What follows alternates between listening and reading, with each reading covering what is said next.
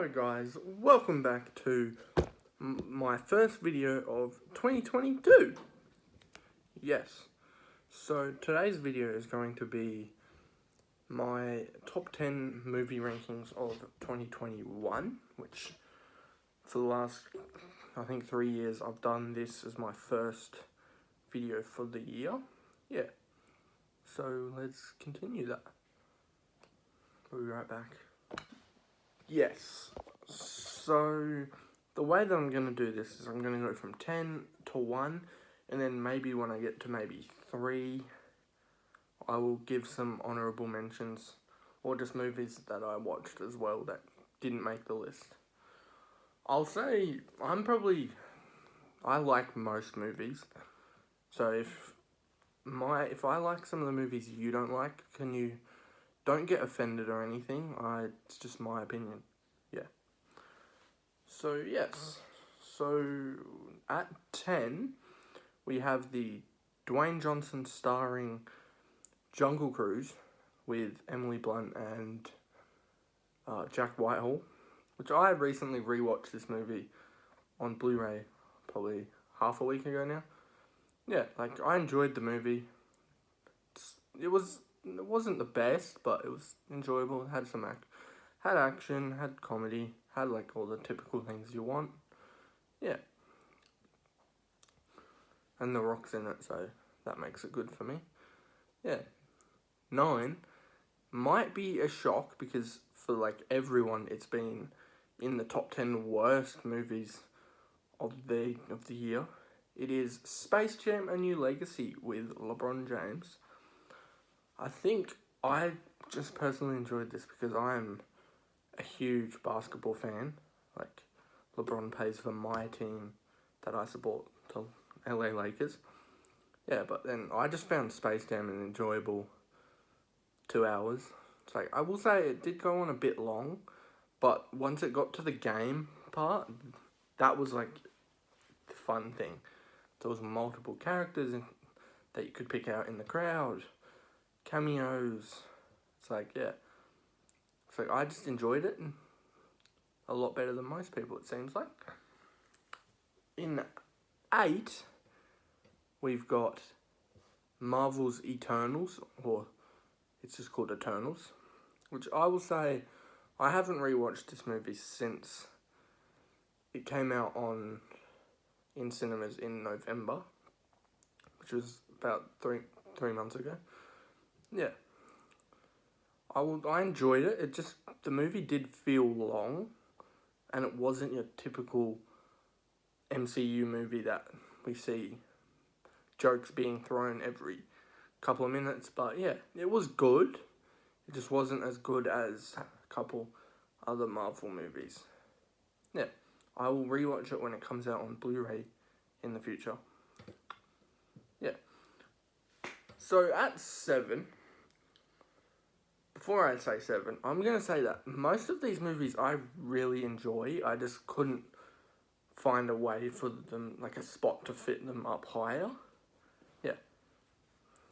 So at 7, we've got Shang-Chi and the Legend of the Ten Rings, which, once again, this is a Marvel movie that is starring Kim's Convenience star Simu Liu.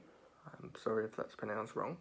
But yeah, this was probably the surprise package for probably everyone, I'll say. It's no one knew what was going to happen from this movie. Yeah, it was a shock. And I really enjoyed it. I know there's some MCU cameos in this movie, but I won't say who in case you haven't seen the movie yet. Yeah. It was good. It introduced the Asian kind of side of heroes. I'm keen for more Shang-Chi. Number 6 is James Bond: No Time to Die. I would say this one was a long-awaited movie because the last James Bond came out in 2015, I believe. It went Casino Royale, Quantum of Solace, Skyfall, Skyfall, Spectre, No Time to Die, which No Time to Die was meant to come out in 2019, then it was meant to come out in early 2020, then it was meant to come out in late 2020, and then it was meant to come out in early 2021, it was meant to come in mid 2021, and then it finally came out in the end of 2021 for us in Australia here. Yeah, I enjoyed the movie. I just think they can't spoil it here because it hasn't been out on any streaming services yet. But yeah, it was enjoyable. Like, it did feel a bit too long again, but I got past that and enjoyed it.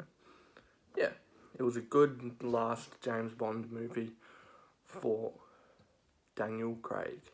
It's like they did introduce Lashana Lynch's, who played 007 until she gave the title back to James Bond or Daniel Craig. Yeah, so it was entertaining for sure. Number 5 is probably going to be another fucking shock to you guys. You'll probably hate me for it. It is The Matrix Resurrections. I'll say I'm a huge fan of Keanu Reeves. I probably have, let's say, 10 to 15 of his movies on Blu-ray specifically. Yeah. And I really enjoyed the first 3 Matrixes. I will agree that the 2 and 3 aren't as good as the first one, but in my opinion, I enjoy them. So yeah, stuff your opinion from me. Yeah, but I respect yours. Yeah, so The Matrix Resurrections felt like, I will say it felt like a kind of rehash of the first movie, but there was definitely points where you could find goodness out of this movie. Keanu, Carrie-Anne Moss's, their dynamic. Surprisingly, Neil Patrick Harris didn't feel out of place or he did, but it wasn't too badly out of place. Yeah, but I just didn't like the casting of Jonathan Groff as Agent Smith, but they explain why. Yeah. So that's probably all I'm going to say. The Suicide Squad comes in at 3, which was the sequel, I would call it a standalone sequel / reboot to the 2016 David Ayer Suicide Squad with Will Smith, Margot Robbie, Jai Courtney,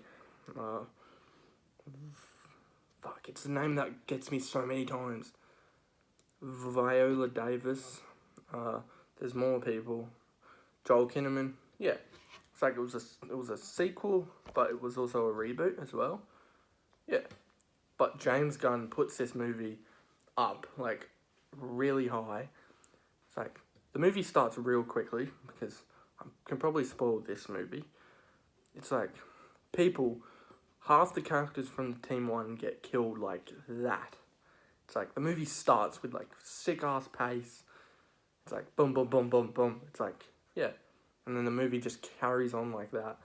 And it also introduces John Cena's Peacemaker to the DCEU, which, as of 3 days ago, the Peacemaker TV show started airing. Or in Australia, we have it on Fox 8, which is on, I think you would call it cable TV in America, but here it's called pay TV, which, yeah, it's Foxtel.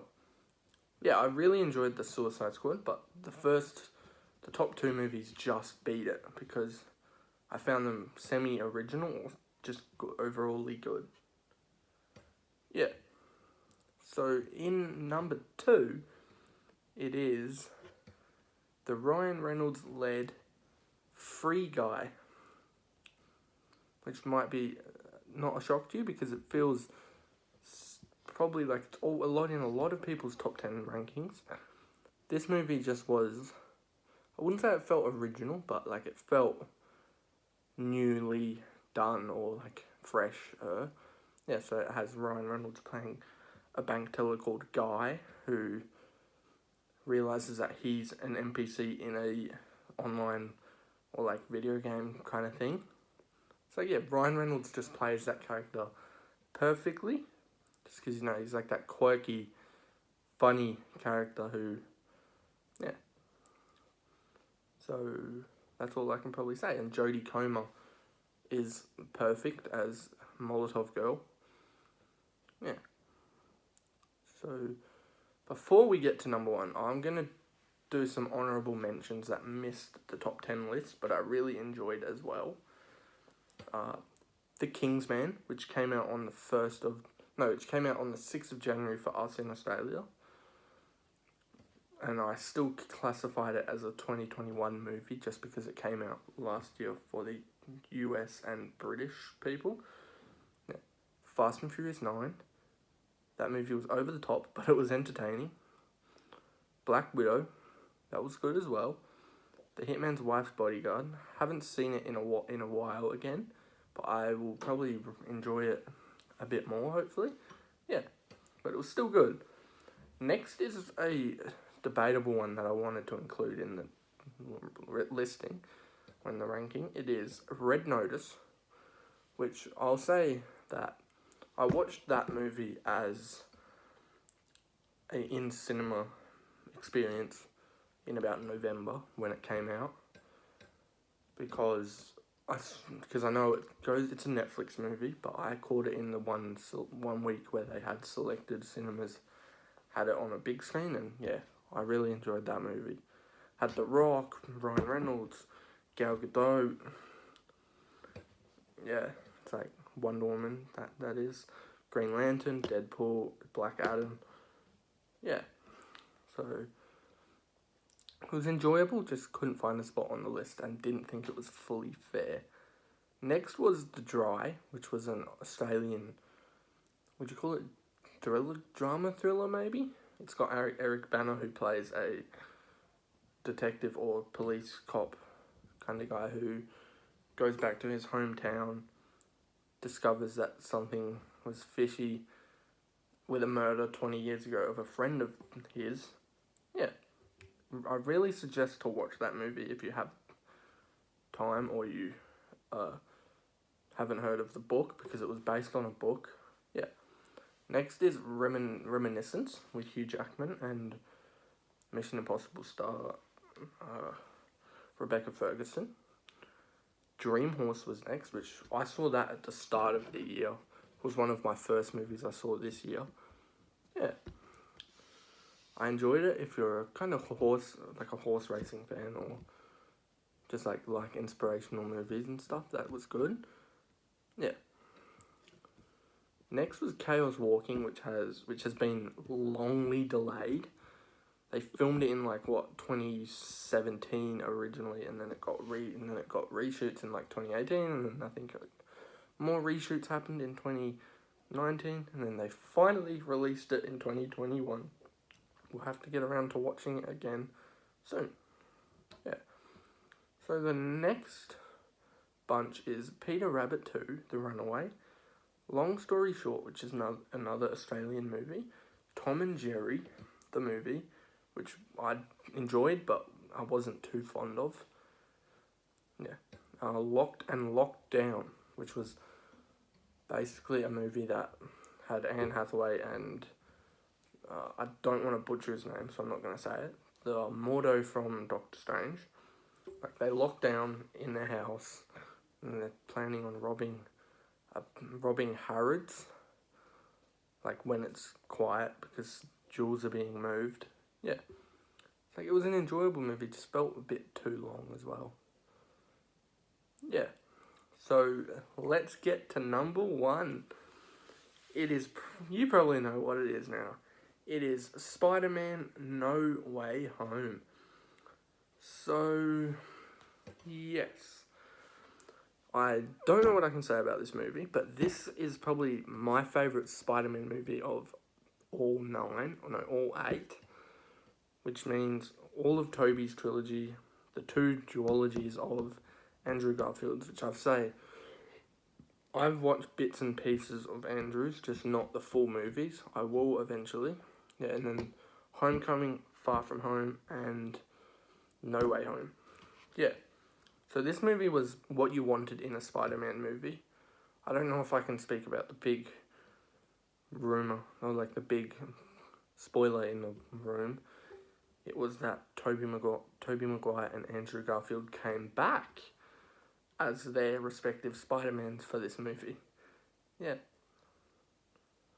It's been out exactly a month as of today or tomorrow. Yeah. So yeah. That's probably all I can say, but Zendaya played a huge role in this movie, and it's like it was a whole multiversal movie, which, if you know what that means, is like where characters from different universes come to the one universe, and then he has to fight them, and then cure them and send them home. Yeah. So let me go over the list again. It is Jungle Cruise at 10, Space Jam: A New Legacy at 9, Eternals at 8, Shang-Chi and the Legend of the Ten Rings at 7, No Time to Die at 6, Matrix Resurrections at 5, Ghostbusters Afterlife at 4, The Suicide Squad at 3, Free Guy at 2, and unsurprisingly, Spider-Man No Way Home. Yes, so we'll be right back. Yes, so thanks for watching this video, guys. If you enjoyed this kind of content from me, I should be uploading this today today I'm recording it, it's the 15th of January, but this should be going out on the 16th of January at about 4:30ish. Yeah, 4:30 to 6:30 time. Yeah, so I hope to have on the 18th possibly my most anticipated movies of 2022, or it might be on the Monday, and then on the Wednesday it might be my Blu-ray collection update for December. Yeah, so see ya.